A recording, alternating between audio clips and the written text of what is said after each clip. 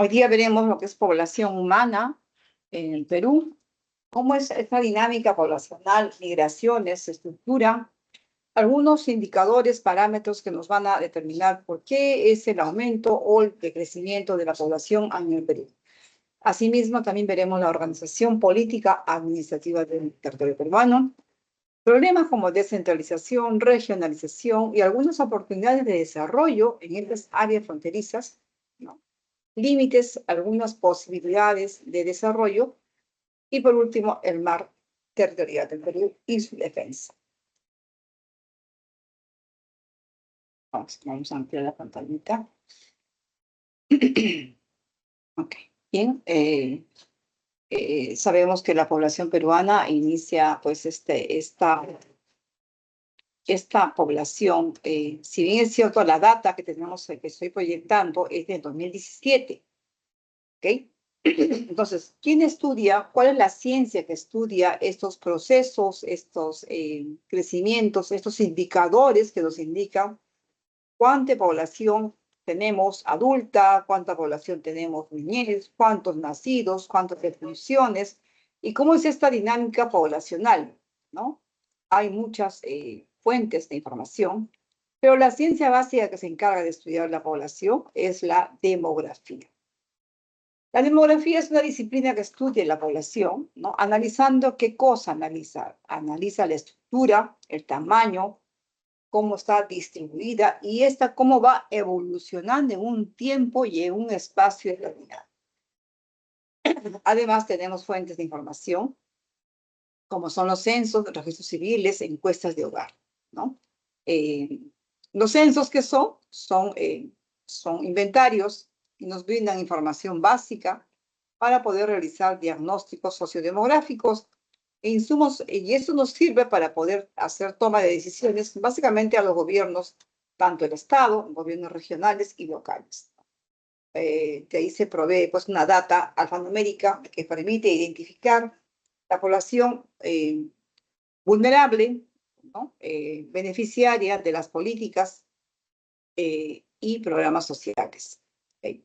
Entonces, estos son convocados, el ente rector de estos censos, no solamente de población vivienda, sino también censo de agropecuarios, censo económico, censo de hogares, ¿no?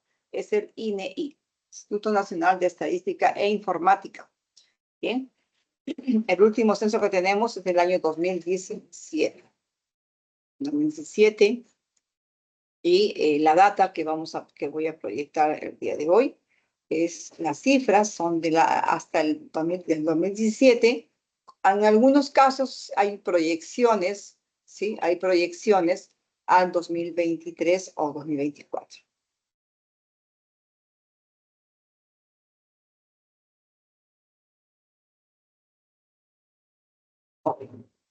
Entonces tenemos ahí el censo de población, el 12º censo de población y vivienda, el de población, el 7º de vivienda y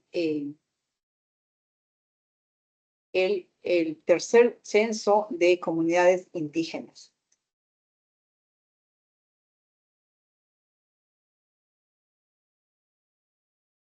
Bien.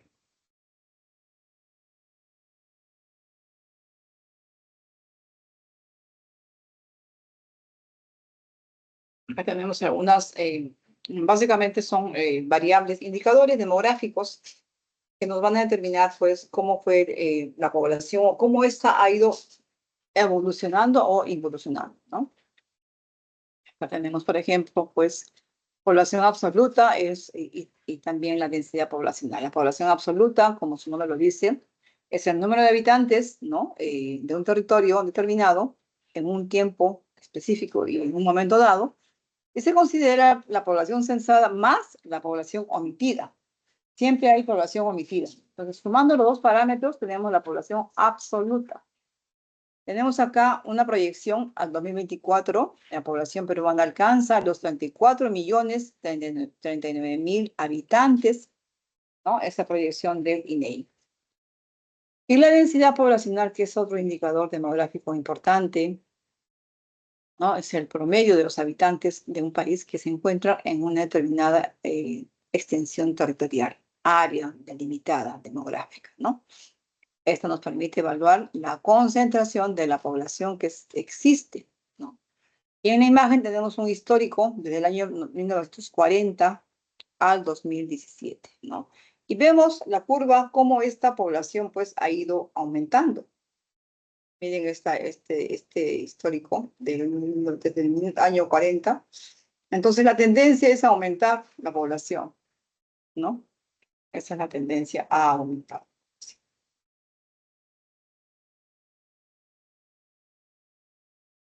Entonces, tenemos acá, pues, que efectivamente esto ha ido aumentando cada vez más, ¿no? En año, y pues a la actualidad tenemos ya, superamos ya los 34 millones de habitantes en todo el territorio peruano.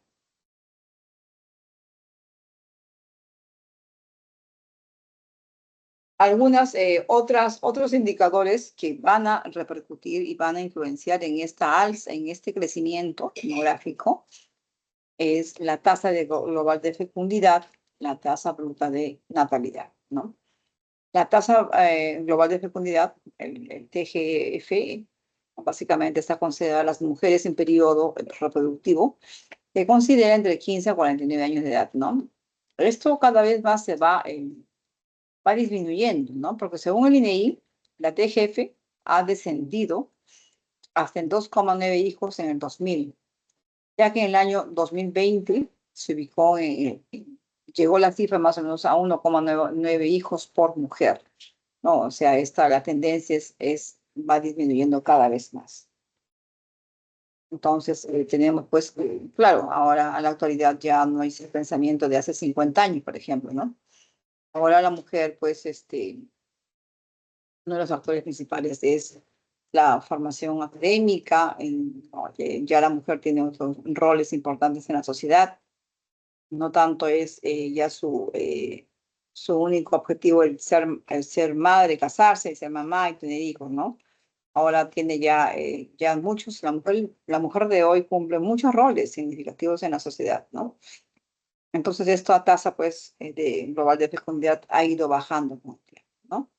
Ahí tenemos una muestra de cómo en el 2000 eran por cada mujer, tenía aproximadamente 3 hijos, según el INEI, y al 2020 ya es un hijo, a lo mucho, no llega a 2 hijos, ¿no?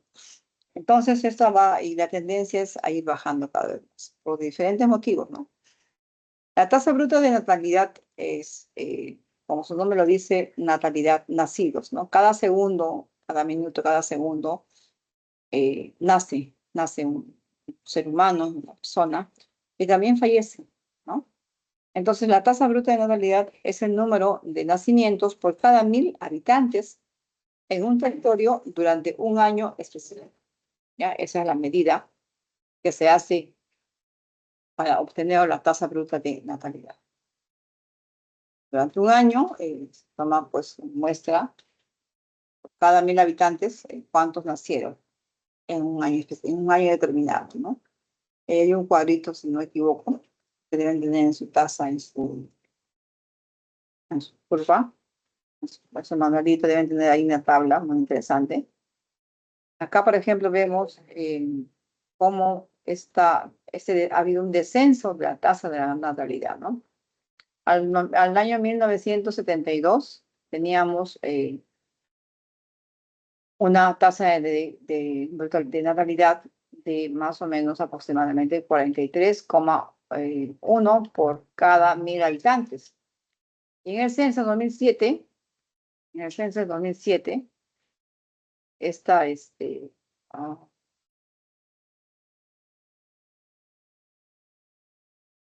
en 2007, en este censo, descendió de 42,1 a 20,09 por cada 1000 habitantes nacidos.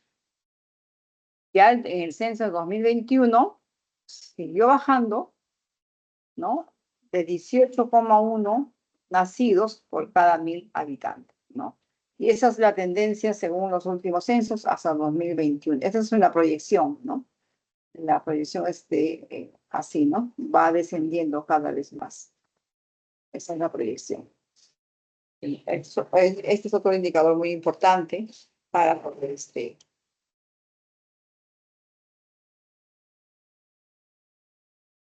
analizar, ¿no? El crecimiento demográfico. Otro indicador importante es la tasa bruta de mortalidad, ¿no?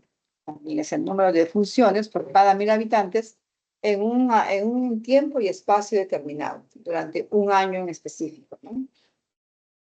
Acá tenemos un histórico desde el año 1940 con proyección 2020. En el año 40 se tenía pues una elevada ¿no? tasa bruta de mortalidad, o sea, había más defunciones por cada 1000 habitantes, ¿no? Luego esta cifra ha ido bajando hasta el 2000, el censo que fue el 2017 hasta el 2020, más o menos con esa proyección, ha ido descendiendo la tasa de mortalidad, ¿no? Al 2020. Recuerden que aquí todavía no se ha censado, no está todavía las cifras, si bien es cierto, al 2020 es una proyección, porque el último censo se hizo en el 2017, ¿ya? ¿Cuándo ocurrió, chicos, la pandemia?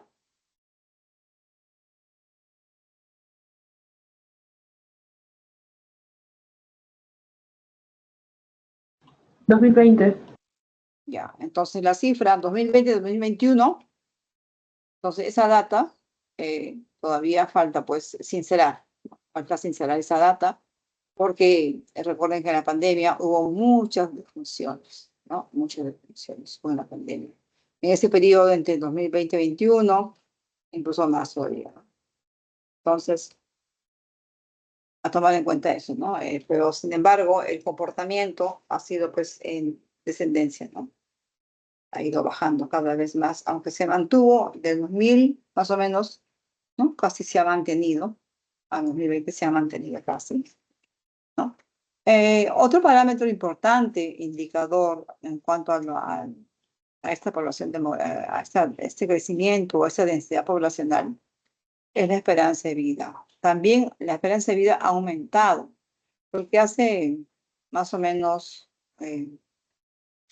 20 años, 30, sí, 20 años más o menos, era mucho menor que la que es al día de hoy, ¿no? Ha subido, eso sí, esa curva ha ido aumentando cada vez más hasta la fecha del día de hoy. Esta esperanza de vida, ¿cómo se mide? En la media de la cantidad de años que vive una cierta población en un cierto periodo de tiempo, también llamada lo que es la expectativa de vida. Hace no menos de 20 años, la esperanza de vida era 60 años, ¿no? Ahora ya llega a los 76,9 años en promedio, esta expectativa de vida, ¿no? En las últimas 3 décadas, 30 años, ¿no? 30 años, la esperanza de vida pues ha aumentado, ha incrementado en cerca de 11 años. Las mujeres tienen mayor cifra que los hombres. La esperanza de vida de la mujer es 79,5, o sea, casi 80 años, ¿no? Más o menos una expectativa de vida de la mujer. Mientras que el hombre tiene una expectativa de vida de 74 años de edad, ¿no? Eso también es un factor importante para poder determinar todas estas dinámicas poblacionales. Ahí está, cómo ha sido la evolución en el Perú, ¿no? Y en un tiempo determinado ha sido pues de forma creciente, como se muestra en el siguiente cuadro, ¿no? Desde 1940 hasta el 2017, que fue el último censo, ¿ya? Iniciando con 7.000 más o menos, sabemos que la población total es la censada más la omitida, ¿no es cierto? Entonces, tomando como referencia eso, tenemos acá un histórico de 7 millones aproximadamente que eran el 40, ¿no? Al 2017, que fue el último censo, teníamos una cantidad aproximada de 31.237.385 habitantes. Eso es al 2017. Pero ya hay una proyección al 2024 que llegamos a los 34 millones en proyección, ¿no? Entonces, ¿cómo se distribuye esta población? Tenemos tres regiones, costa, sierra y selva. ¿No? Claramente podemos ver que en la costa, esta población pues ha ido en crecimiento, aumentando cada vez más, ¿no? Sabemos, ¿no? Cada vez ha ido aumentando por diferentes factores, ojo. Y en la sierra ha ido decreciendo, ha ido bajando la densidad poblacional. En la selva, casi un poquito, sí, se ha mantenido, pero un pequeño aumento. La mayoría de la mayor cantidad de migraciones que hay a nivel del interior del país es pues de la sierra y de la selva hacia la costa, por motivos principalmente pues eh, por ejemplo, de una mejoría en la calidad de vida, educación, salud, ¿no? Eh, Oportunidades de trabajo, ¿no? Y así ha habido muchos factores que han pues, influenciado de que estas cifras en cantidades de población, ¿no? Cantidad de población, ¿no? Migran a la costa por una mejoría. Sabemos que en la parte de la sierra y en la selva, más en la sierra, pues hay no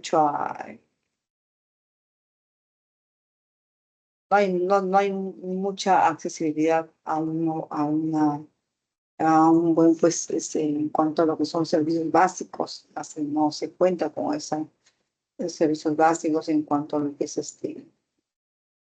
obras de ingeniería, accesibilidad, casi es muy escaso, muy limitado, ¿no? Y también en cuanto a lo que son obras, infraestructura como de salud, educación, seguridad, también es muy limitado. Y bueno, eso hace pues que la población migre a la costa, no solamente en la capital, sino también para diferentes partes de la costa, ¿no? Eh, Como le dije, ¿cuál es la gente, la población que migra, sale de sus pueblos? Generalmente son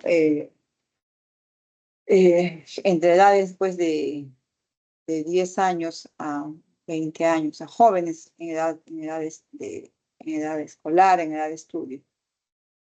Creo que a veces pues no se cuenta con con la infraestructura necesaria. En cuanto a educación, por ejemplo, en la sierra pues hay mucha deficiencia.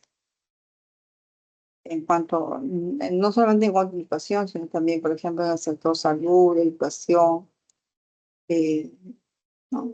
Entonces, mayormente en la sierra, ¿qué es lo que predomina? La población longeva. Casi chicos jóvenes chicos los mandan a estudiar a la costa, ¿no? Y se queda la población, pues la gente ya adulta, que ha vivido ahí toda su vida, y así, ¿no? Van migrando y se va quedando, pues va bajando su población, se va quedando casi como. Incluso hay pueblos enteros en los cuales no hay población, ¿no? No hay. Algunos hay pueblos en la sierra que solamente hay, por ejemplo, quedan los abuelos, están ahí cuidando las parcelas, ¿no? Los hijos visitan, pero ya no viven ahí, o dejan al cuidado sus parcelas con terceros y ellos se vienen a la costa. Pasa mucho eso.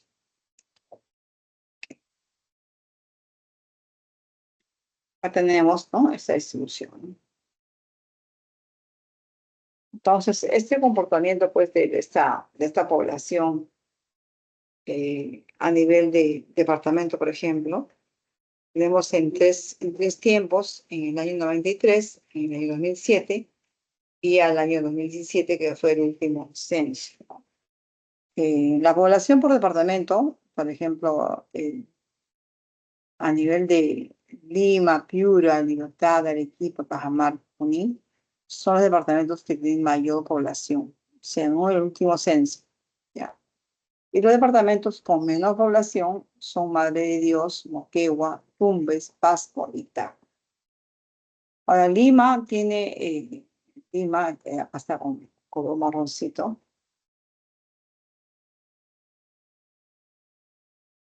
Tiene 9, Lima departamental, ¿no?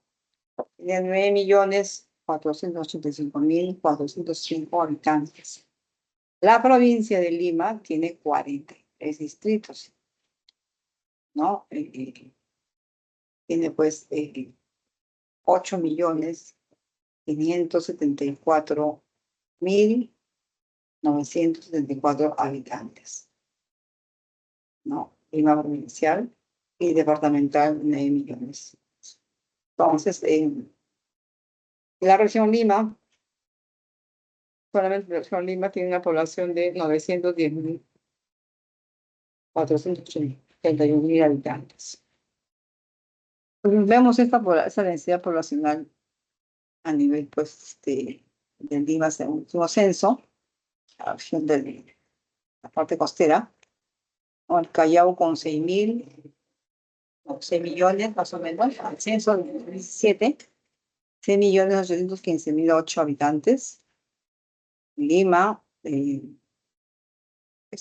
hablamos de la densidad poblacional, ¿no? 272.004. Lambayeque 82,8, La Libertad 69,7 y a nivel del Perú 24,3 habitantes por cada kilómetro cuadrado. Esto es en cuanto a la densidad poblacional.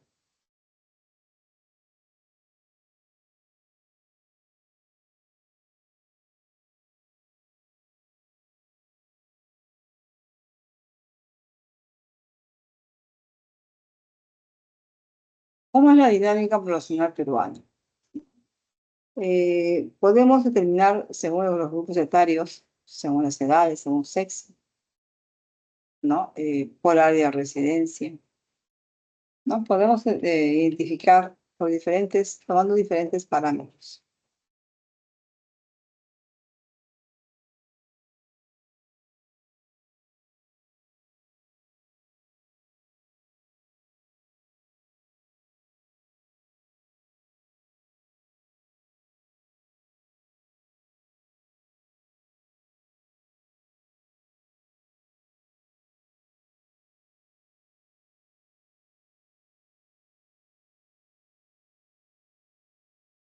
Acá tenemos la población por grandes grupos etarios, por edad o grupos etarios, ¿no?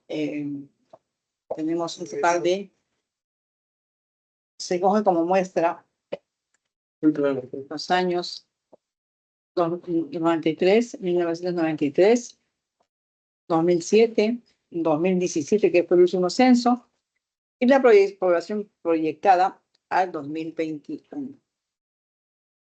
Diego.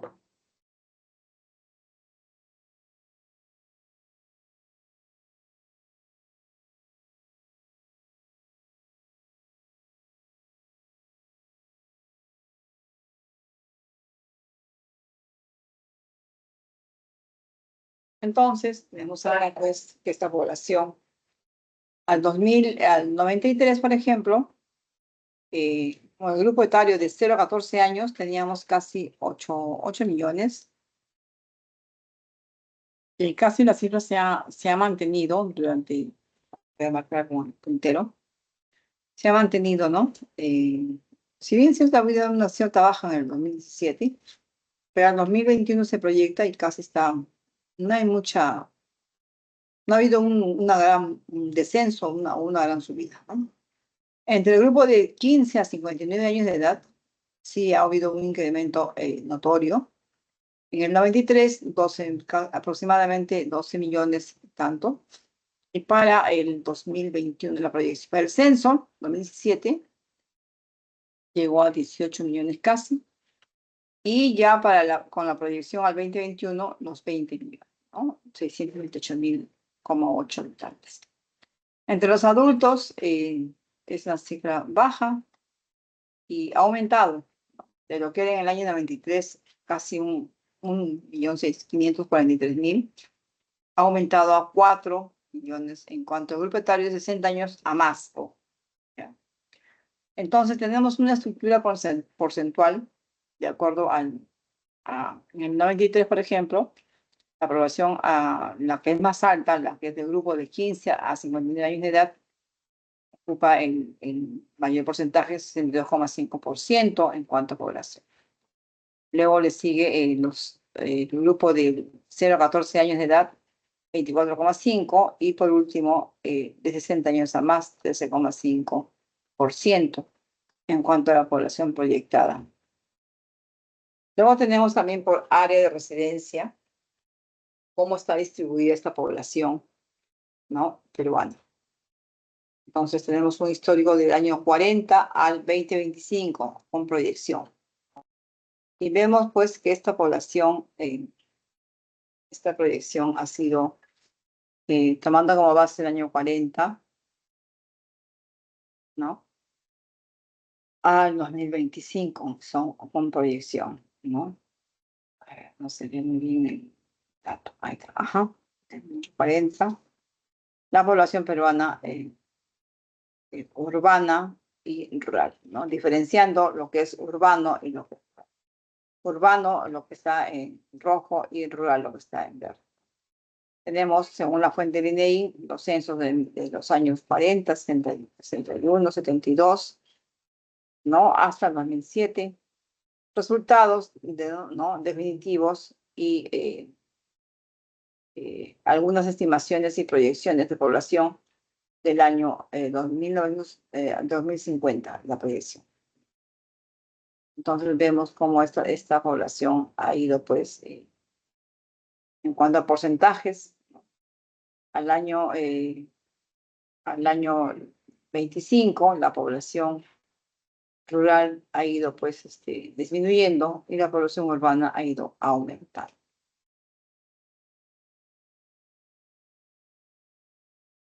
Por sexo, también tenemos, se decía pues que había más población femenina, mujer, que hombre, ¿no?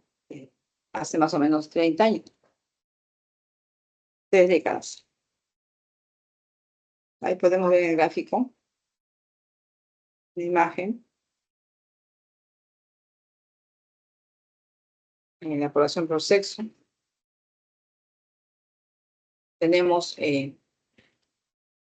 más o menos un 49,2% de hombres versus 50,8% de mujeres, ¿no? O sea, la diferencia más o menos sería 1%, sí, casi 480.370 más mujeres que hombres. Pero antes era mucho más, ¿no? Esa brecha era mucho, la diferencia era muy marcada entre hombres y mujeres. Ahora ya ha disminuido a 1%, y ese casi 1% representa, ¿no?, representa 480.370 más mujeres que hombres, ¿no? Pero igual la brecha ha disminuido. Los departamentos de Madre de Dios, San Martín, Tumbes, Ucayali tienen más del 50% de población masculina.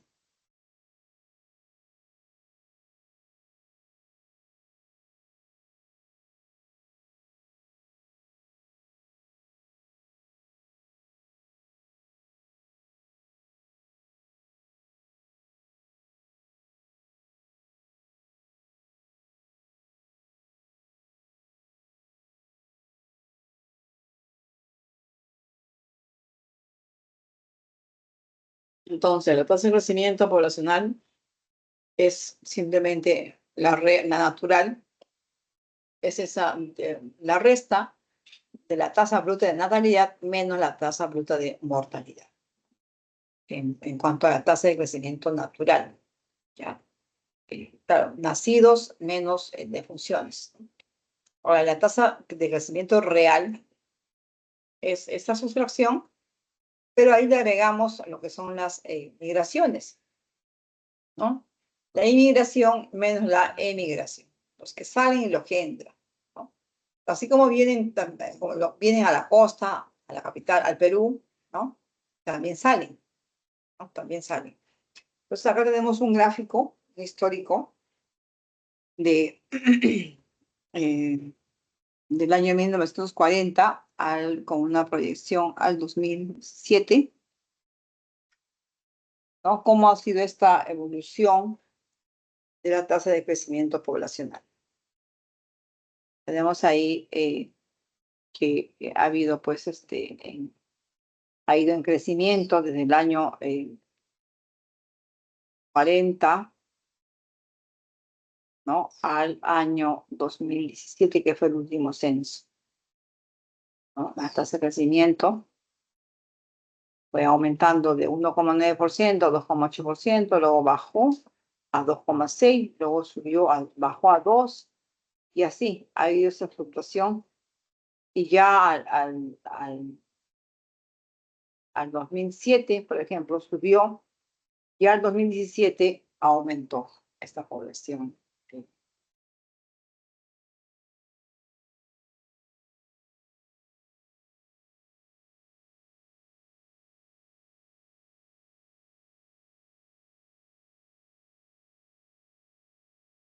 Ujú.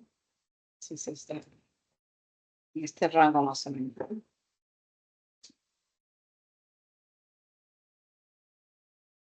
La población. Bien, las migraciones es un parámetro muy importante a tomar en cuenta en el crecimiento demográfico, ¿no? Porque esto, ya sea en un periodo más o menos del año 90 al 2019, el número de peruanos en el exterior, por ejemplo, alcanzó casi los 3 millones de peruanos que habían registrado su salida y no volvieron. O sea, se quedaron en otros países. Eso en cuanto a migración externa, ¿no? Las migraciones, si bien es cierto, tenemos dos tipos: la interna, que es a nivel local, acá en Perú. La externa es la migración internacional, ¿no? Este es un fenómeno que en el mundo pues sigue siendo cada vez más intensa.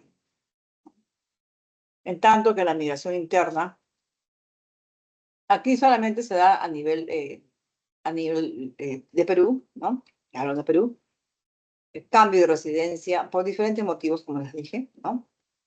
Y estos cambios de residencia se dan hay dos tipos: migración interna, de toda la vida, y reciente, ¿no? De toda la vida, cuando ya tienen un mayor de 5 años en cuanto a permanencia, y menor a 5 años de permanencia es de una migración reciente. La externa, la migración externa, es internacional, ¿no? Esta, pues, es la que cada vez ha ido aumentando cada vez más, ¿no? Aquí tenemos un cuadro como esta emigración internacional de peruanos, ¿no? Cuando emigran, salen a otros países. Al 2019 teníamos, pues, que según residencia, ¿no? Estados Unidos era el país con mayor porcentaje en el cual había más peruanos. Es como que era el país número uno en el cual emigraban los peruanos, ¿no? Con un 32,2%, 30,2%. En segundo lugar estaba España, ¿no? Luego sigue Canadá, Chile, Italia, Japón, Canadá. Esto según data del último censo 2017, ¿ya? Ahora, según el INEI, al 2017, ¿no?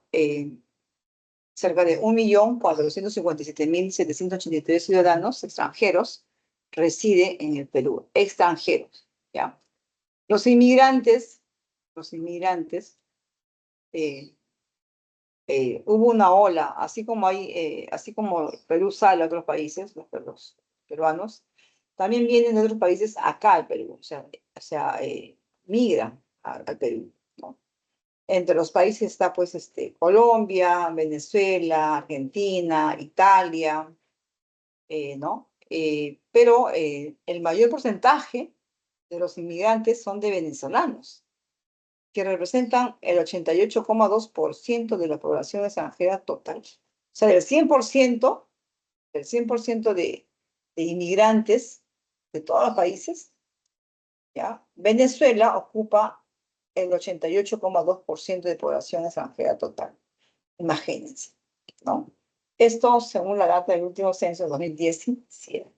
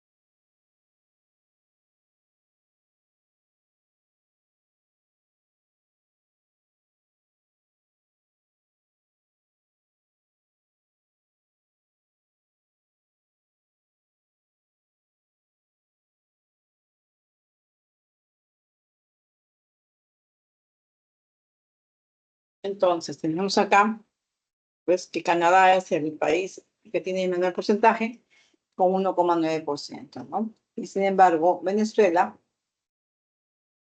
es en cuanto a los inmigrantes, el país que representa a la actualidad con proyección, tenemos casi 8 millones de habitantes venezolanos en el Perú, con proyección al 2024. Es bastante, ¿no?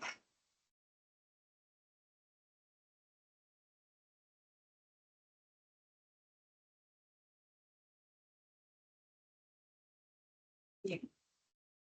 Ahora vamos a hacer la diferencia o hablar un poquito sobre los espacios urbanos y espacios rurales, ¿no? Y cómo estos se organizan. Los espacios urbanos, si bien es cierto, pues claramente podemos diferenciar cuando un espacio es urbano, cuando un espacio es rural, básicamente por eh, por la forma, la ubicación, la topografía, ¿no? Eh, un parámetro importante para ver, pues, esto es la topografía, los relieves, los diferentes tipos de relieves, ¿no? Ahí vemos, por ejemplo, esa imagen en la cual vemos, pues, que tiene una topografía sinuosa, ondulada, en la cual vemos, pues, valles, montañas, ¿no? Que claramente podemos ver que son altiplanicies, ¿no? Eh, eh, espacios en los cuales tienen una gran pendiente, siempre tomando como referencia el nivel del mar. Sin embargo, en los espacios urbanos, generalmente la urbe, ¿no? Es pues más edificaciones, tenemos más obras de ingeniería, infraestructura urbana, edificios, poca o escasa vegetación, área verde, de repente algunos parques, jardines, en tanto que en espacios rurales tenemos pues mucha área verde, áreas de cultivo, ya que en los espacios rurales se desarrollan actividades como las actividades agrícolas pecuarias, ¿no? Entonces hay una gran diferencia, ¿no? Acá están en los espacios urbanos, tenemos las grandes vías, carreteras, autopistas, ¿no? Las grandes obras de ingeniería. Y en los centros espacios rurales vemos muchos casos carreteras que dan acceso a estos pueblos, pero eh, generalmente vemos trochas, caminos carrozables, senderos. Entonces, el centro poblado urbano se define pues como un espacio delimitado en el cual como mínimo tiene 100 viviendas agrupadas contiguamente. Ya.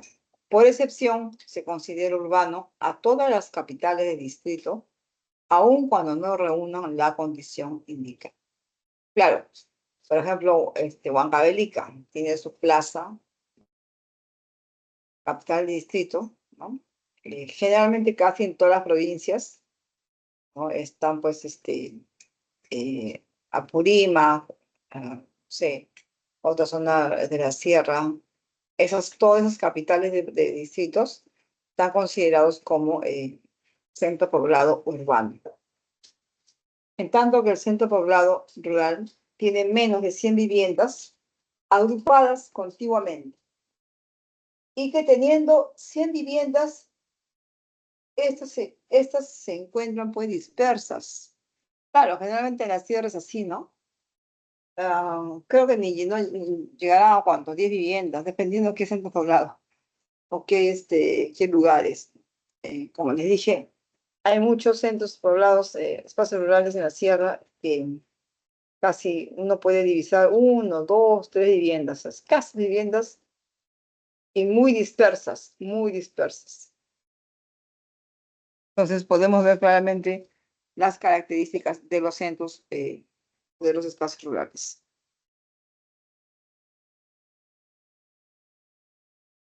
Bien.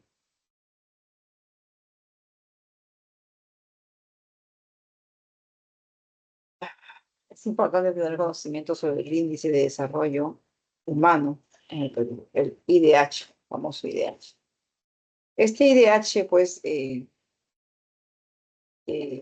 comprende la creación de un entorno donde las personas pueden, pues, desarrollar su máximo potencial, su máxima capacidad, ¿no? Productiva, creativa, ¿no? En el proceso o en el desarrollo de su vida, ¿no? Y también, pues, esto de acuerdo a cada persona, a sus necesidades y a sus intereses propios de cada persona. Este IDH mide, pues, el progreso, básicamente el progreso, ¿no? El progreso, desarrollo, conseguido por un país en tres dimensiones, ¿no? Se enfoca en tres dimensiones básicas del desarrollo humano. En la esperanza de vida al nacer, el logro educativo, ¿no? El logro educativo, población con secundaria y años estudiados, y también se toma en cuenta el ingreso familiar per cápita. Son algunos factores a tomar en cuenta para determinar el IDH, Índice de Desarrollo Humano.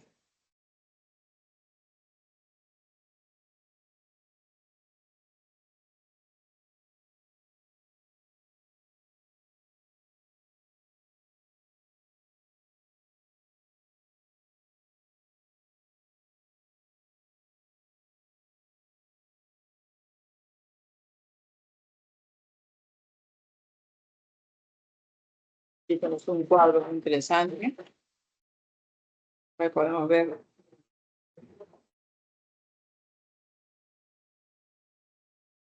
que Perú se ubicó en el puesto 78, ¿sí? En el puesto 78 del Índice de Desarrollo Humano al 2020.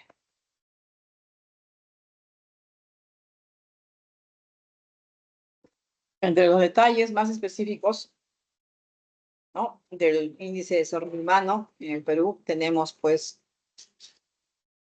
al último censo, en el 2017, que éramos 31.237.385 habitantes, y contábamos con un índice de pobreza monetaria de 30,1%, e ingreso per cápita 6,127. La esperanza de vida al 2017 era 76 años de edad. El promedio de años de estudio era de 9,8 años y el IDH era 0,778. La categoría alto y el puesto es 78. Este es un resumen del índice de Desarrollo Humano del Perú al 2020, en una proyección. Y así se hacen proyecciones en cuanto, ¿no? Es tomar en cuenta la data del INEI.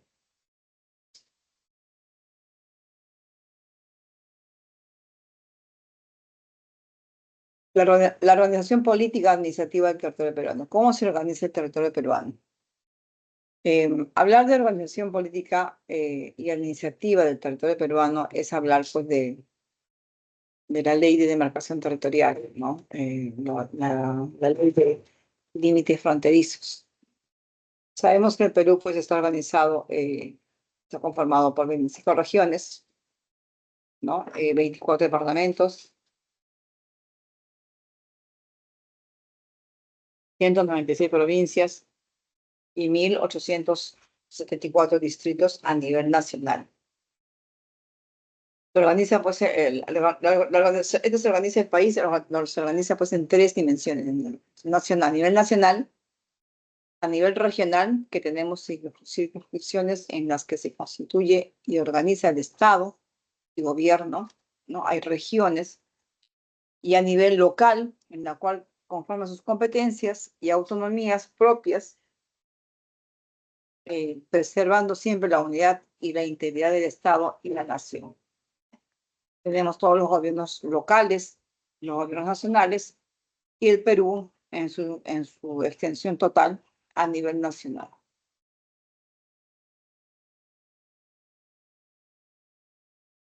Entonces, uno de los problemas, sí, problemas, ¿no? Ya que todo está centralizado aquí en la capital, ¿no? Eh, según la ley, la ley 19, de acá, ley, ¿dónde está acá? La ley, la ley de la descentralización. La 19, no, la 27.783, ¿no? Según esta ley, pues, la descentralización, ley de bases de la descentralización, establece bases para que eh, se, se regulen, pues, la estructura tanto orgánica, funcional, administrativa, ¿no? En un Estado democrático. El Perú es un país democrático, ¿no? Y corresponde al gobierno nacional, al gobierno regional y a los gobiernos locales trabajar en esto, ¿no? Este es un proceso mediante el cual pues, se va transfiriendo poco a poco el poder de decisión y responsabilidad desde el gobierno nacional a los otros niveles de gobierno, como es el local, ¿no? Entonces, ¿sobre qué base se regula la descentralización? Sobre la base de la ley 27.783. Entonces, algunas características. El objetivo de esta descentralización es el desarrollo integral, armónico y sostenible del país mediante la separación de competencias y funciones, ¿no? Y lo que se busca, pues, es el equilibrio de poder de los tres niveles de gobierno, a nivel regional, a nivel nacional y a nivel local. Perú ha adoptado la descentralización desde el año 2002, ¿no? Y este es un proceso, porque todavía no está descentralizado al 100%, ¿no? Y justamente, pues, ha adoptado esta descentralización para superar el centralismo que tenemos, tanto político, económico y administrativo.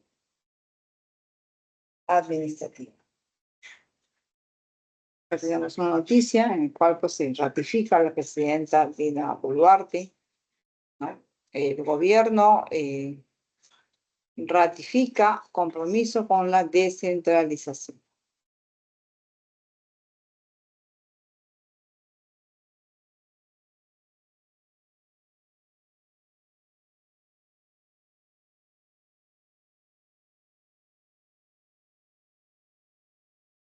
¿Cuáles son los objetivos de la descentralización?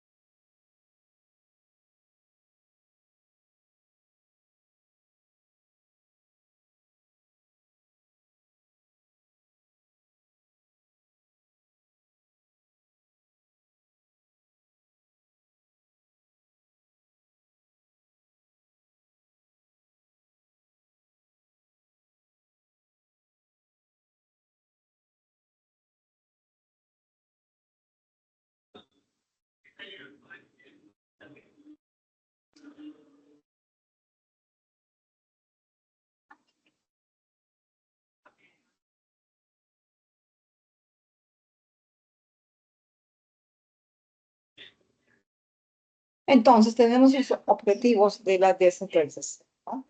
Como dije al inicio, pues esta descentralización es un proceso en el cual lo que quiere es pues, minimizar el centralismo y transferir de forma paulatina, como todo proceso, ¿no? A los gobiernos eh, regionales, locales, ¿no? Algunas funciones, tanto administrativas, orgánicas, ¿no? Poder de decisión, ¿no? Y que en competencia con sus funciones. En aspecto político, los objetivos pues son lograr la unidad y la eficiencia del Estado, participación y fiscalización de los ciudadanos en los asuntos públicos, eh, un desarrollo económico, ¿no? Sostenido y a nivel de las regiones y las localidades, una redistribución equitativa de los recursos económicos, ¿no? Disposición de la infraestructura para promoción de la inversión, eh, también a nivel administrativo, modernización y la eficiencia de la administración que aseguren los buenos servicios públicos, y también una asignación de competencias para evitar pues, la duplicidad de funciones y recursos. En la dimensión social, lo que se quiere lograr es una educación eficiente, capacitación para mejorar el capital humano, ¿no? Fomentar la participación ciudadana, promoción del desarrollo humano y la mejora de sus condiciones de vida. En el aspecto ambiental, ¿no? Ordenar el territorio y el entorno ambiental, gestionar de forma sostenible los recursos naturales y mejorar, por ende, pues, la calidad ambiental.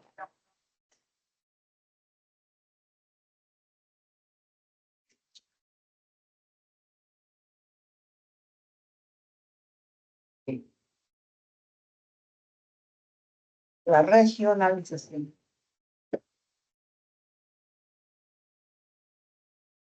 La regionalización, como están viendo ahí el gráfico, ¿no? Tenemos acá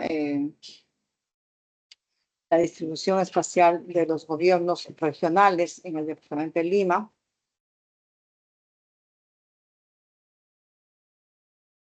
¿No?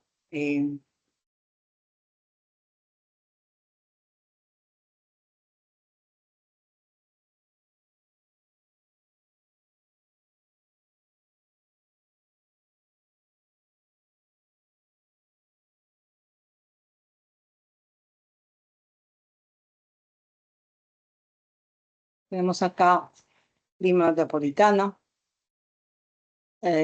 Todo lo que está en gráfico de verde es Lima departamental, ¿no? A lo cual tenemos el gobierno regional de Lima, ¿no? Aproximadamente con un 50 con 91, casi, ¿no? Es un buen porcentaje en cuanto a lo que es distribución eh, regional. Tenemos el 91,94% en cuanto a superficie, o sea, en cuanto a área que abarca para Lima, ¿no? Tenemos el 91,94%, ¿no? Y tres provincias con 128 distritos, perdón, nueve provincias con 127 distritos a nivel de Lima. Luego vemos acá en parte rosadita, que está en color rosado, que es Lima metropolitana. Lima metropolitana con un 7,64%, ¿no? En cuanto a superficie, ocupación del espacio, ¿no? Y tiene una provincia y 43 distritos. Esta parte que está en azul es el gobierno regional de Callao, ¿no? Que más o menos tiene 0,42% de superficie, ¿ya? Y tenemos una provincia constitucional y 6 distritos. A la alcaldía metropolitana, ¿no? Le corresponde pues las funciones de la gobernación, gobernanza regional. Y al Consejo Metropolitano le corresponden las funciones del Consejo Regional.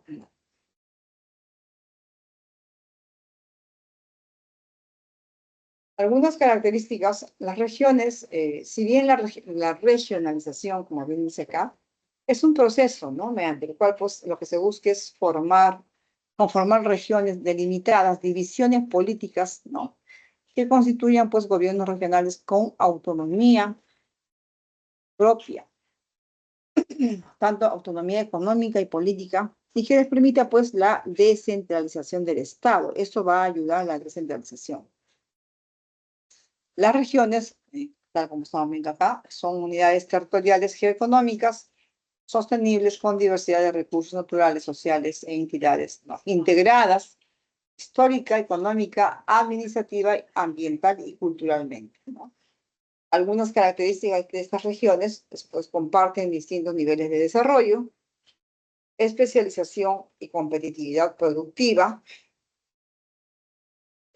Son 25 regiones que se establecieron sobre la base de los 24 departamentos, más la provincia constitucional del Callao, la provincia de Lima, la capital del Perú, no, sabemos que no pertenece a ninguna región.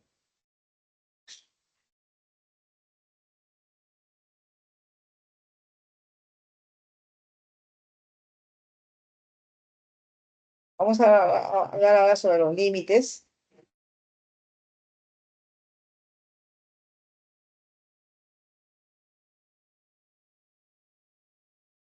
Los límites.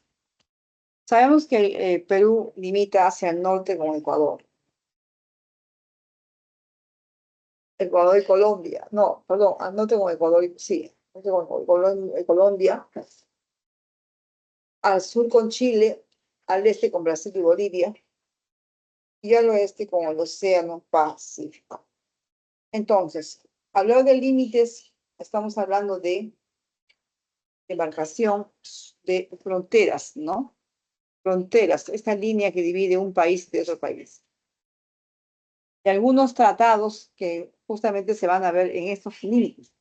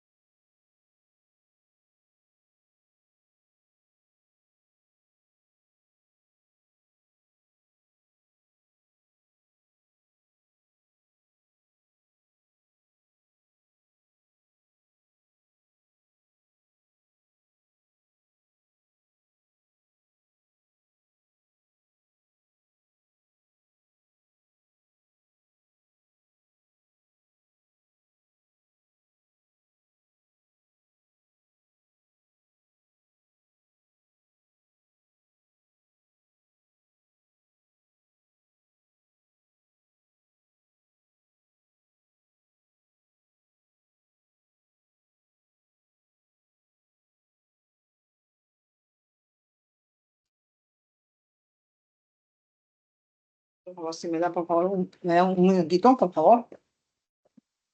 ¿No?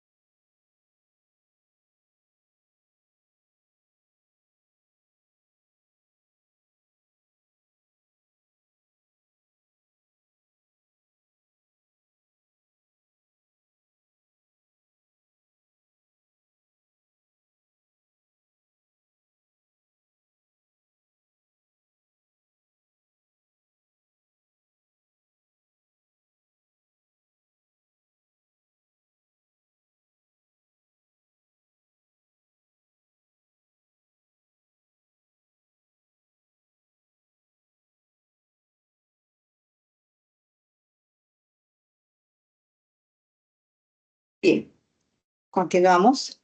Entonces, entre los límites fronterizos, sabemos que el Perú al norte está colindando, limitando con Ecuador, ¿no? Entonces, para ello, para establecer los límites, ¿no? Se generan acuerdos, tratados, actas, protocolos. En el caso de Perú-Ecuador, tenemos los tratados, el Protocolo de Río de 1942, el Acta de Brasilia de 1998 y acuerdos de límites marítimos de 2011. Entonces, esta línea de frontera va desde, como vemos acá, desde la Boca de Capones, en el Océano Pacífico, hasta el Talhuec del río Huepi con el río Putumayo, ¿no? Toda esta extensión abarca más o menos 1.529 kilómetros, ¿no? De longitud. En todo este tramo, destacan algunos ríos principales como el Salmilla, el Tumbes y la Cordillera del Cóndor, ¿no? En cuanto a la frontera marítima, el paralelo de Boca de Capones, la frontera marítima, ¿no? Eso es en cuanto a la frontera del Perú con Ecuador, Perú-Ecuador. La frontera Perú-Colombia, tenemos el Tratado Salomón-Lozano, ¿no? Salomón-Lozano del año 1922, y aquí tenemos la línea de frontera desde el Talhuec, ¿no? Del río Huepi, ¿no? Acá, hasta la boca del río Yavarí en el Amazonas. Todo este tramo de longitud abarca más o menos, ¿no? 1.506 kilómetros de longitud. Y en ese trayecto destacan los ríos Putumayo y el Amazonas.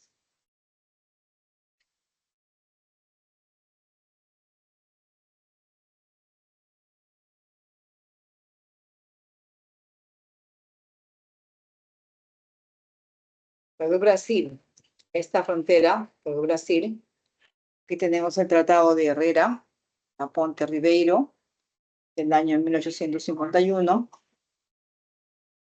el Tratado de Velarde, Río Branco, de 1909, la línea de frontera desde la boca del río Yavarí, en el Amazonas,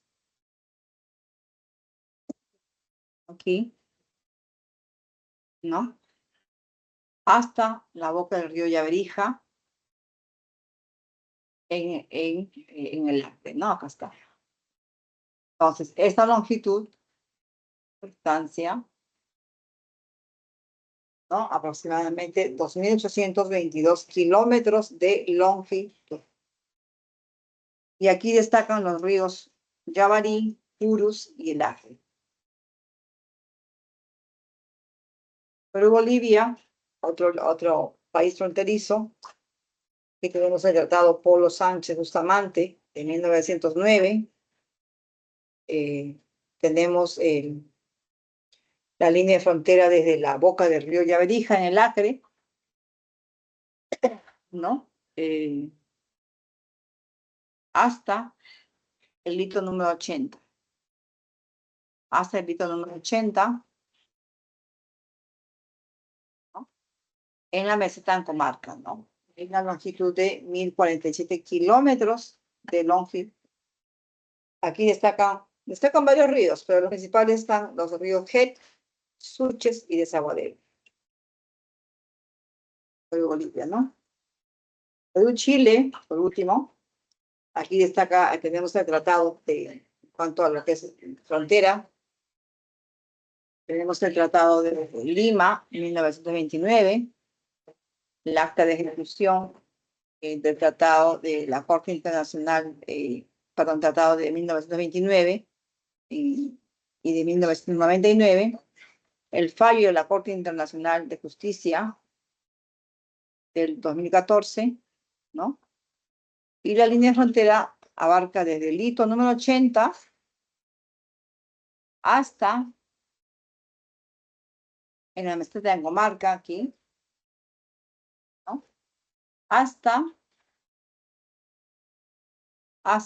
el punto de la Concordia, Chile, a 18 grados, 21 minutos, 08 segundos, latitud sur, 70 grados, 22 minutos, 39 grados, longitud oeste, ¿no?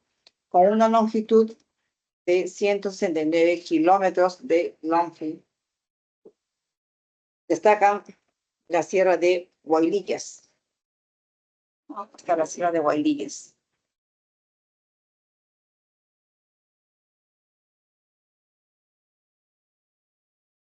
La frontera marítima, línea que se proyecta del hito número 1, desde la marea baja hasta las 80 millas marinas, a partir de la línea equidistante a las costas. Esos son los tratados cuanto a las fronteras del Perú.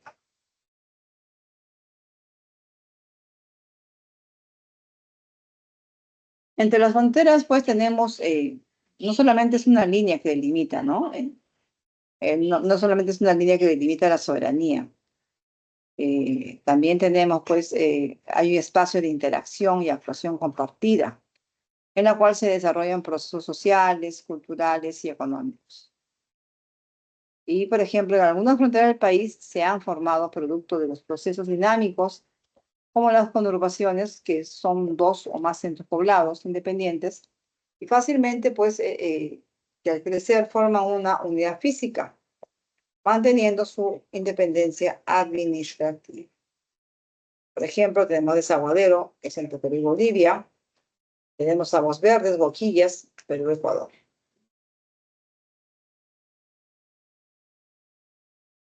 Entonces, en estas áreas, pues, tenemos desarrollo, tanto en las áreas de frontera como en la región de frontera. Hay desarrollo e integración fronteriza. Este proceso de satisfacción de necesidades básicas, tanto en la población como en los espacios y su frontera, ¿no? Se incorporan, pues, al desarrollo nacional mediante gestión, iniciativas, tanto públicas como privadas, ¿no? Con el único fin de poder fortalecer, pues, la región regional y local. Y la integración fronteriza también es otro proceso orgánico, como su nombre lo dice, integrar, ¿no? Acuerdos entre espacios fronterizos, ¿no? Con el fin de promover el desarrollo, ¿no? Sustentable en base al aprovechamiento, ¿no? De sus recursos, sus potencialidades, costos, beneficios, ¿no? Compartidos con el país fronterizo. Y ahí tenemos el mar territorial de Perú, su defensa, bajo el decreto supremo 781 de 1947, ¿no? Sobre las 200 millas del mar territorial. Esto se dio en el gobierno del presidente José Luis Bustamante Rivero. La declaración de Santiago de 1952, ¿no? Que es una proclamación conjunta entre Perú, Chile y Ecuador de soberanía sobre las 200 millas. La línea costera del Perú, pues, es de extensión aproximadamente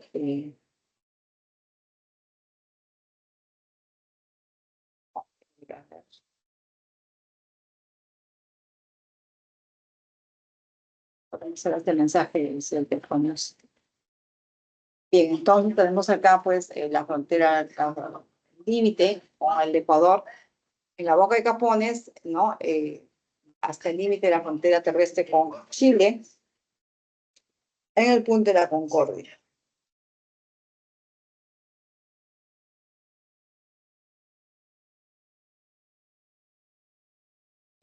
La delimitación marítima entre Perú y Chile. Sabemos que hubo problemas, ¿no?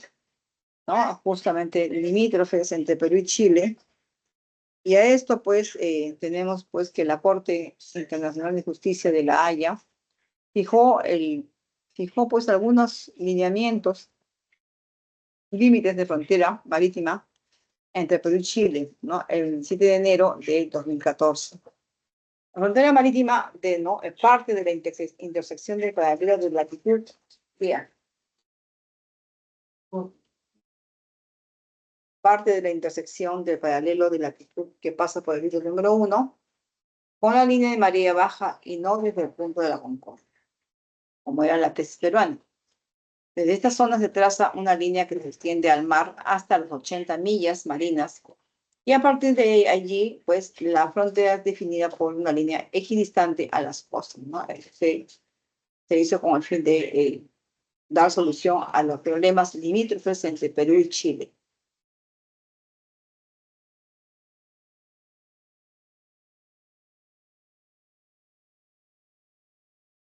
Bien, vamos a entrar a los ejercicios. A ver, voy a ampliar la pantalla.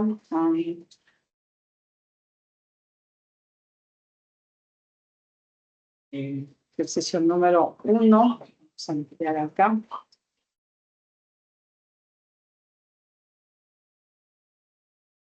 Entonces, su cuaderno lo tienen más ampliado en cuanto a lo que es desarrollo fronterizo, un poquito más ampliado por el tiempo que no nos alcanza.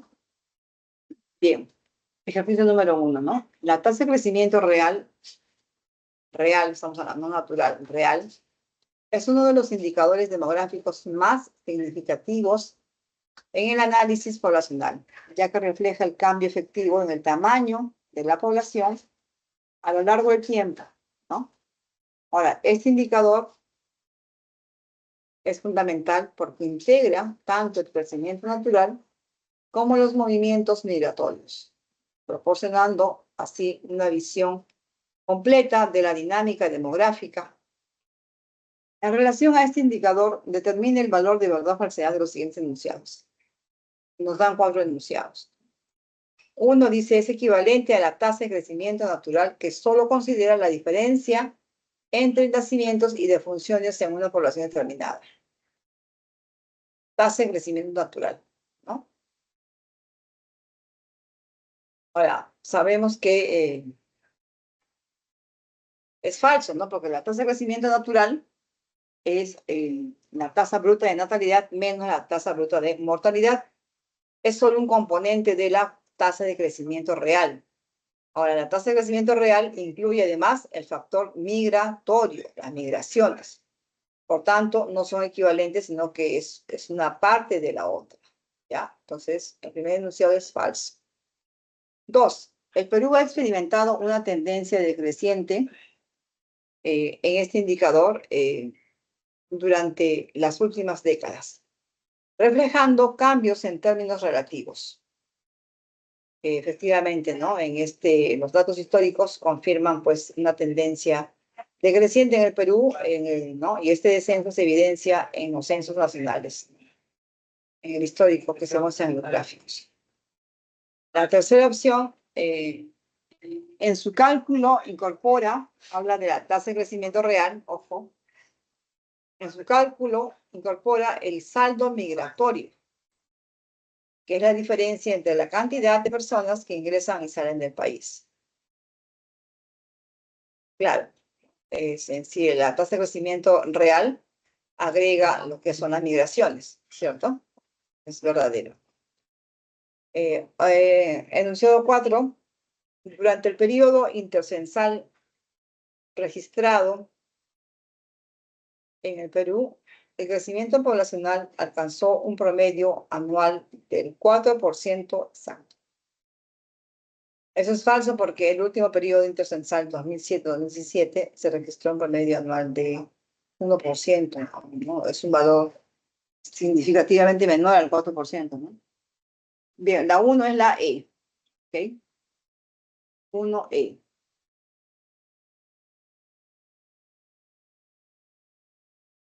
CO2.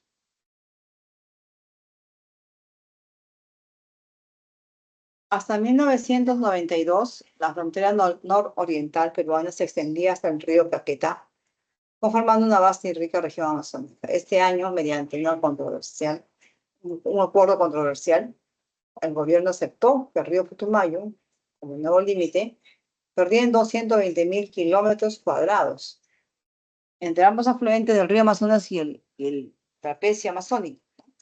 El tratado fronterizo en cuestión es conocido como, nos dan ahí, Polo Bustamante, Protocolo de Río de Janeiro, Salomón Lozano, Pelar de Río Branco, Acta Presidencial de Brasilia.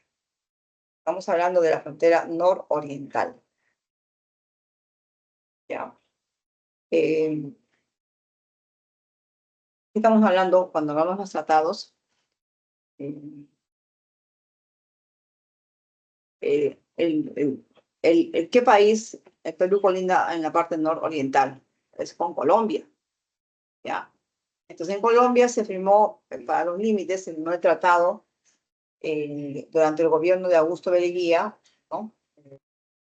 Se firmó el Tratado para los Intereses Nacionales, conocido como Salomón Lozano, cediéndose a Colombia el trapecio amazónico, así como el territorio entre los ríos Putumayo, actual frontera, Caquetá, antigua frontera. La respuesta es la C. 2C. Y vamos a pasar rápidamente a lo que sería civil.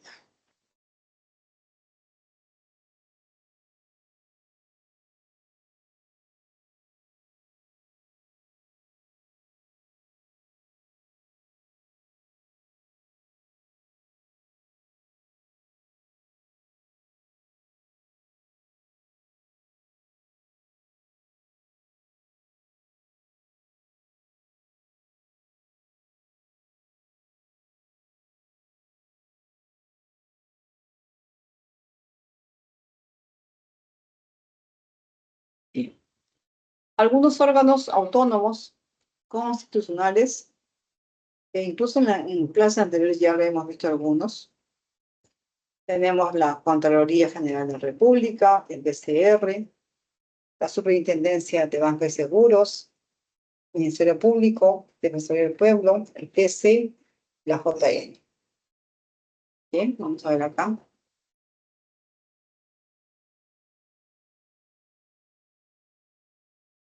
En la Contraloría sabemos que es el órgano superior del Sistema Nacional de Control relacionado al uso adecuado de los bienes y recursos. Es el Contralor Fiscalizador, ¿no? Y tenemos un Contralor General de la República, que es el doctor César Enrique Aguilar Surichaki. Este Contralor es designado por la Comisión Permanente del Congreso, o sea, lo designa el Legislativo, a propuesta del Ejecutivo, por un periodo de 7 años.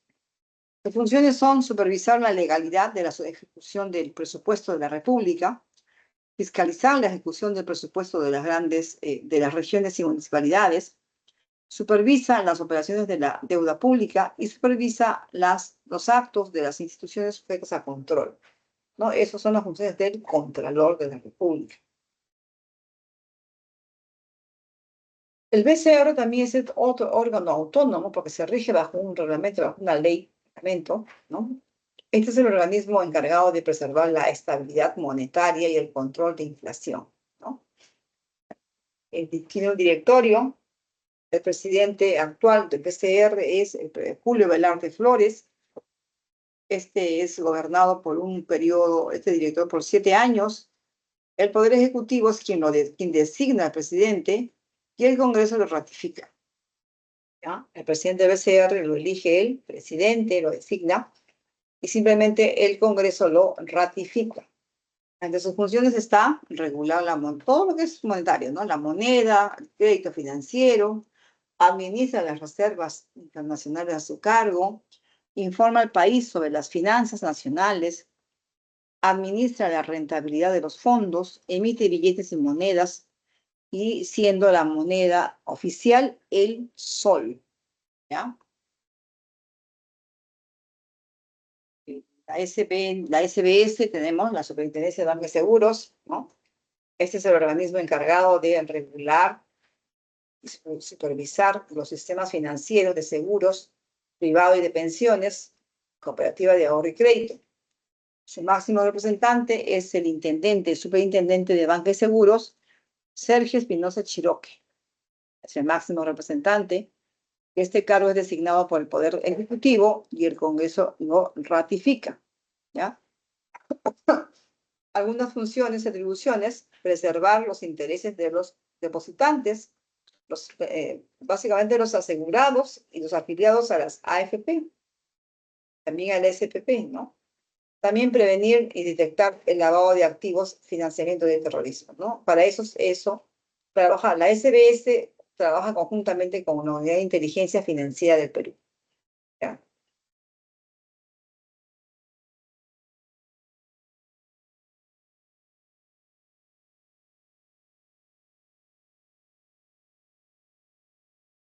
El Ministerio Público es otro organismo autónomo, ¿no? Que está integrado al sistema de administración de justicia y a la defensa de los derechos legales y constitucionales de la sociedad, ¿no? Este vela por la recta administración de justicia. Tenemos una fiscal de la Nación, ¿no? La doctora Delia Espinosa Valenzuela, es la fiscal de la Nación. Ella, cuyas funciones tiene, pues, promover la acción judicial en defensa de la legalidad, vela por la independencia de los órganos jurisdiccionales y la recta administración de justicia, representa a la sociedad en procesos judiciales, conduce desde su inicio la investigación del delito, además propone la reparación civil y ejercita la acción penal de oficio o a petición de parte, ¿bien? Y también una de sus funciones también es emitir dictamen previo a las resoluciones judiciales en los casos que la ley contemple.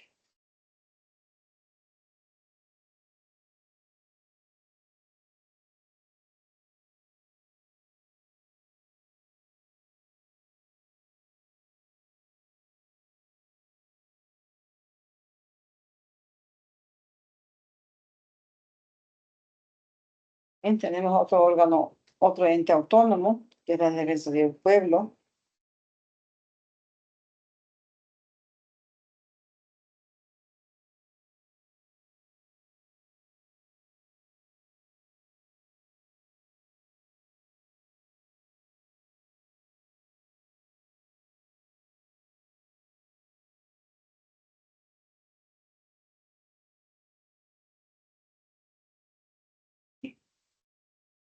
Su misión es después de proteger los derechos de las personas y la comunidad con autonomía y énfasis especialmente en los grupos en situación de vulnerabilidad, ¿no?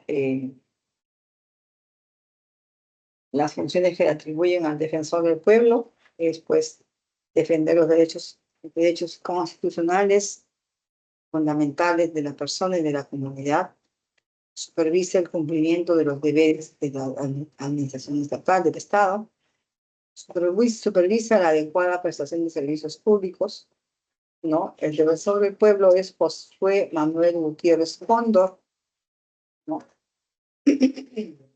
Y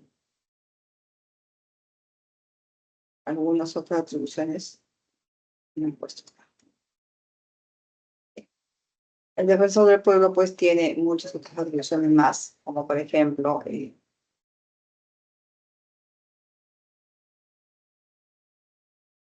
actual defensor del pueblo es, pues, Josué Gutiérrez Cóndor, ¿no? Tiene esta Defensoría del Pueblo, es un órgano en Defensoría del Pueblo, como lo dice su nombre, ¿no? Es elegido y removido por el Congreso de la República, en sí, básicamente por el Pleno del Congreso, ¿ya? Lo elige el Pleno del Congreso, ¿no? Su cargo dura 5 años y también puede ser reelegido. Y su mandato no está sujeto no es imperativo y goza de inmunidad, ¿no?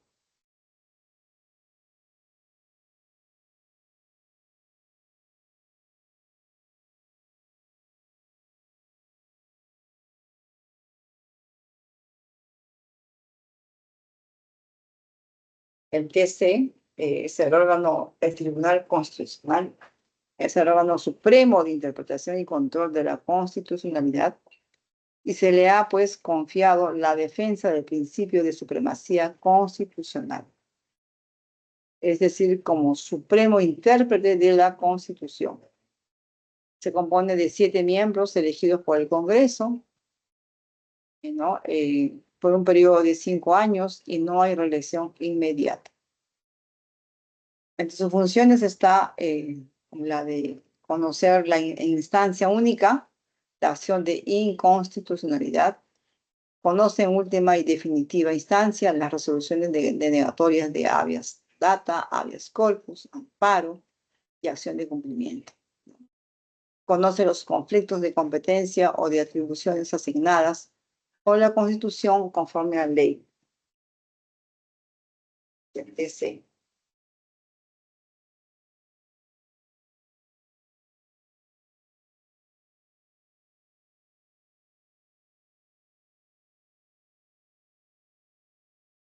El tribunal también, el periodo de selección dura 5 años. También estos no pueden reelegirse inmediatamente, gozan de los mismos derechos de los congresistas, por ejemplo, ¿no? Conforme al artículo 202 de la Constitución, conocen funciones de instancias únicas en cuanto a la acción de la inconstitucionalidad. Algunos otros derechos que le acontece al TC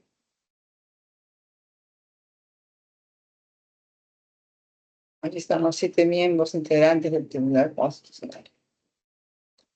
Luego tenemos la JN, la Junta Nacional de Justicia.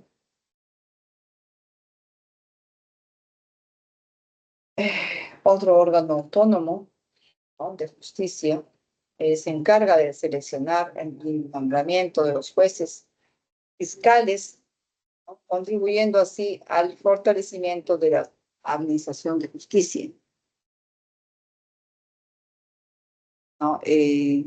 Está conformado por 7 miembros titulares, seleccionados mediante concurso público de méritos y también por entrevista personal, ¿no? Por una comisión presidida por el Defensor del Pueblo, y su periodo es de 5 años y no hay reelección. O sea, los que están elegidos ahí, los 7 que están elegidos, son elegidos mediante a través de un concurso público de mérito. Entre sus funciones tenemos, pues, nombrar a los jueces fiscales de todos los niveles en la Junta Nacional. O sea, para nombrar qué hace, pues un concurso público de méritos.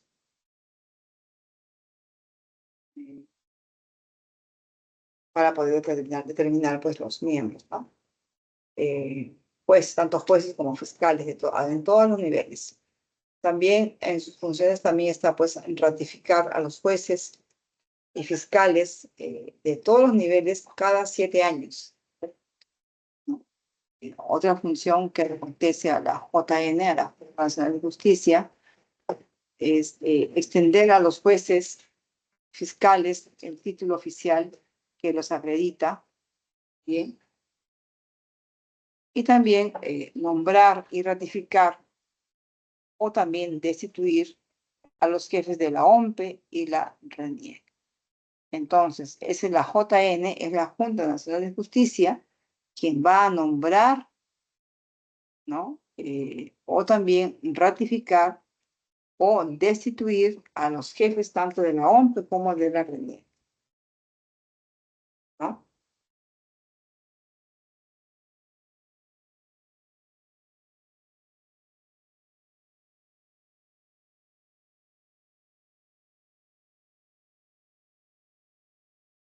Bien, vamos a ver los ejercicios. A ver, un segundo.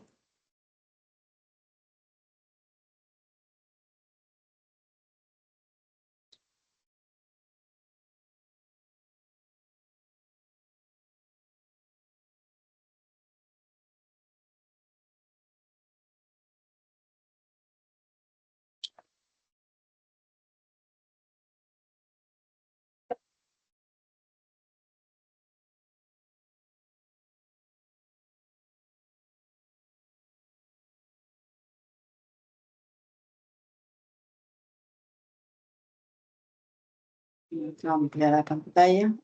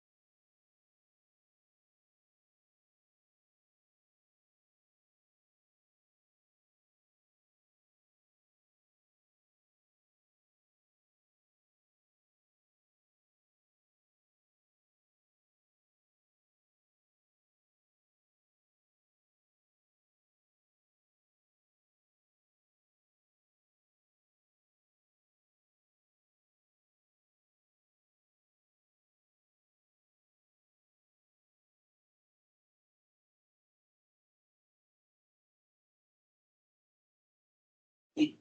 Uno, vamos a ampliar. Dice, el municipio de San Pedro demandó al municipio de Macará, ambas que están en la provincia de Cajamarca, acusándola, dice, por ejecutar indebidamente proyectos de inversión y desarrollo que son de su exclusiva competencia, valorizados en más de 7 millones de soles, en 11 centros poblados de su jurisdicción. O sea, ¿no?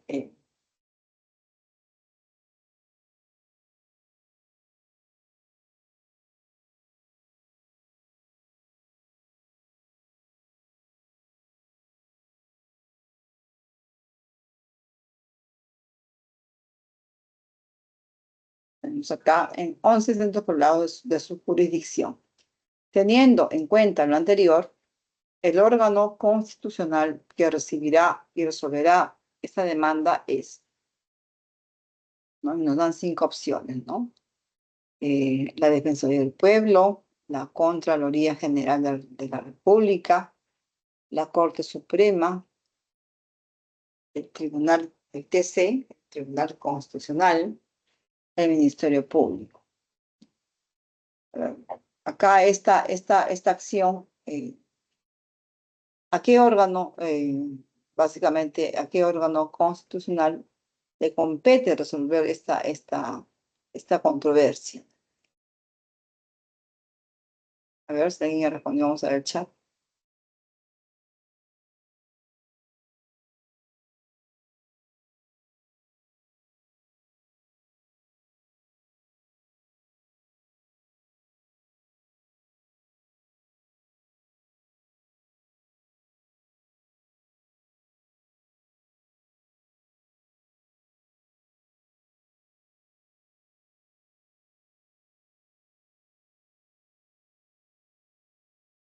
Si bien es cierto, pues el tribunal, a la Defensoría del Pueblo no le compete esta acción, ¿no?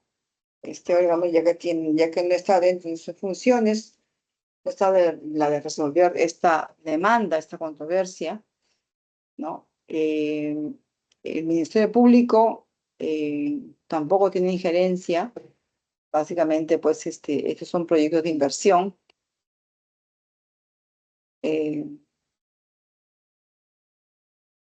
eh, Luego tenemos la Contraloría General de la República, básicamente supervisa y controla algunos de los organismos del Estado. Básicamente, esta es una controversia en sí, ¿no? El Tribunal Constitucional, ¿no? Este órgano tiene una competencia, sí, en resolver controversias a través de un proceso, ¿no?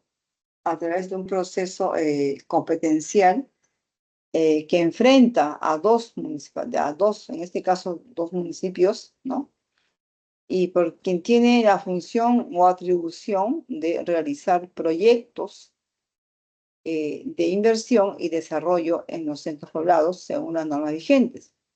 Entonces, el órgano eh, que recibirá y resolverá esta demanda es el Tribunal Constitucional, estaría a cargo, pues, este órgano competente para poder dar esta, esta, esta controversia, ¿no? A través por medio de un proceso competencial que enfrenta en este caso, a dos municipalidades. La uno sería la D, sí, la D, ¿no? Uno de el Tribunal Constitucional. Bien, dos. Vamos a ver los números.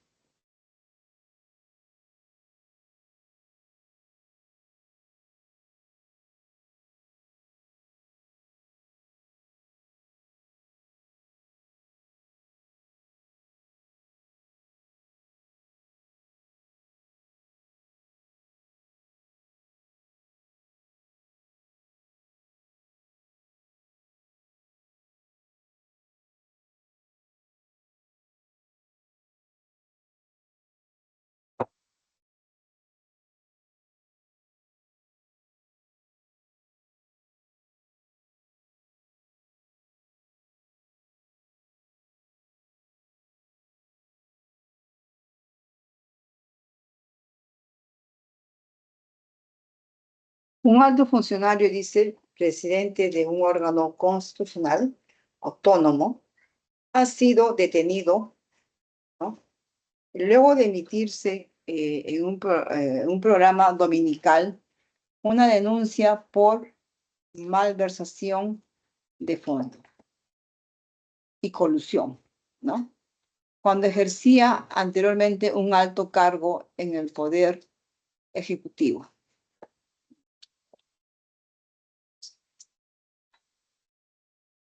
Al cabo de unas horas,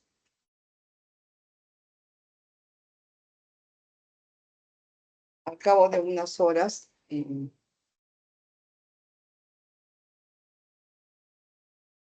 integrante del organismo, del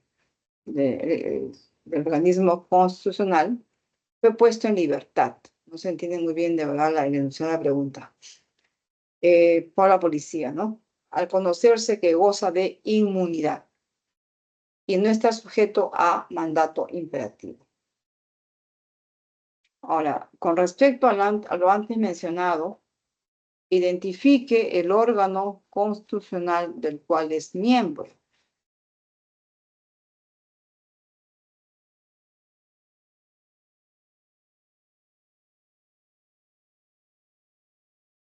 Tenemos ahí cinco opciones: el Banco Central de Reserva, la Defensoría del Pueblo, el Ministerio Público, la Contraloría General de la República y la Junta Nacional de Justicia. Entonces, a ver, ¿alguien lo resolvió? Vamos a ver acá en el chat.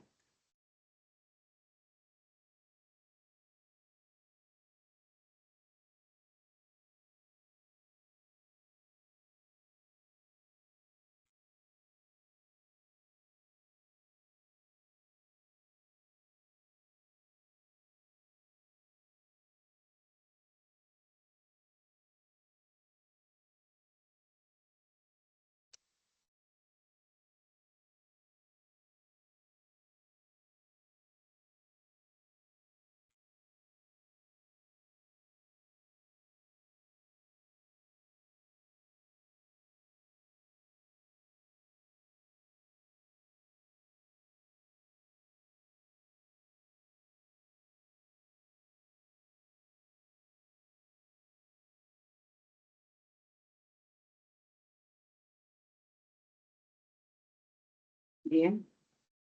BCR, a ver, un alto funcionario, presidente de un órgano constitucional autónomo, ha sido detenido luego de emitirse en un programa dominical una denuncia por malversación de fondos.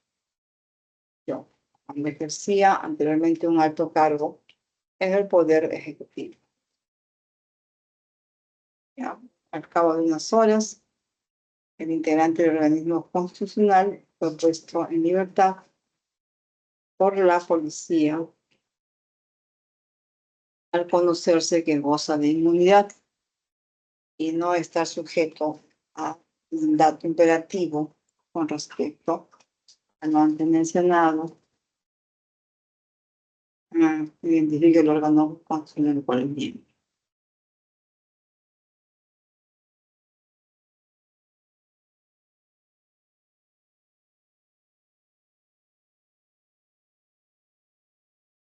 Hay que analizar, habla del presidente, ¿no? Es un alto cargo en el Poder Ejecutivo, ojo, en el Poder Ejecutivo, dice acá, ¿no? Mm, ya.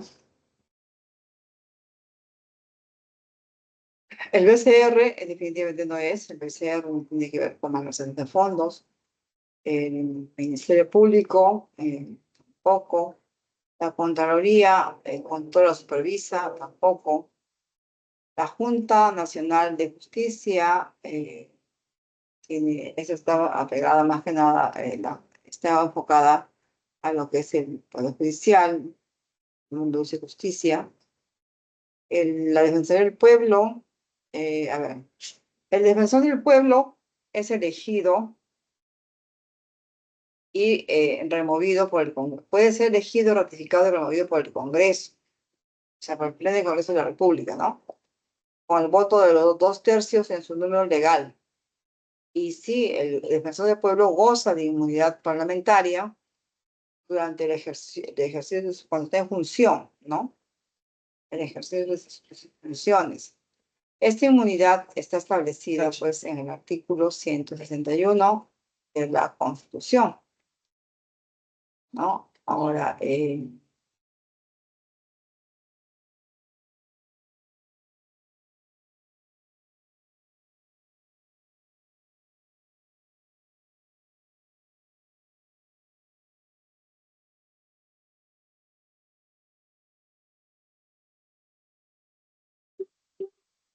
ya. Entonces, tenemos acá en solución, sí, sí, pues, es en la pregunta 1, este alto funcionario, presidente de un órgano constitucional. El defensor del pueblo tiene autonomía, es elegido por el Congreso, por el Pleno, goza de inmunidad, ¿no? Parlamentaria. Esta inmunidad está establecida en el artículo 161 de la Constitución Política del Perú y que de una u otra forma equipara las prerrogativas del defensor del pueblo, ¿no? A la de los congresistas. Específicamente, esto significa que no puede ser arrestado ni procesado sin autorización del Congreso o de la Comisión Permanente, ¿no?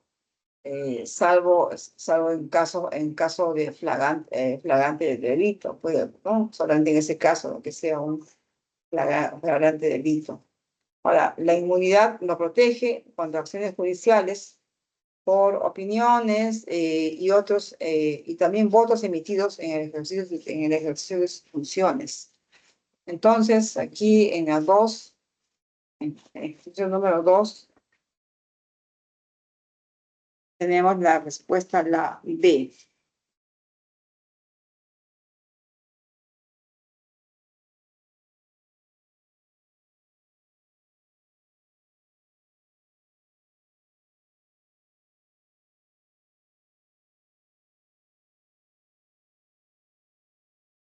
Sí, 2B. 2B.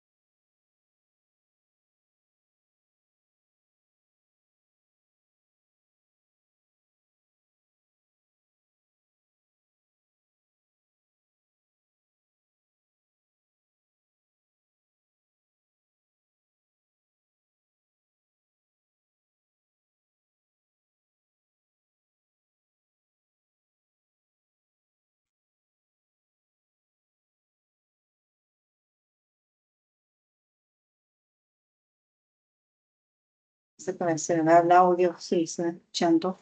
Bien, chicos, ejercicio 2 es B, Defensoría del Pueblo, ¿ya? Ejercicio 2B. Bien, entonces, hasta aquí hemos llegado. Está un poquito fallando el internet, no sé qué se me ha dado al audio. Eh, Les pediría que repasen sus manuales, eh, que ahí tienen ustedes un poco más ampliado, ¿no? En cada temática. Y estos conceptos básicos en cuanto a estos organismos autónomos es importante y ustedes tienen en su manualito mucho más, un poquito más ampliado. Bueno,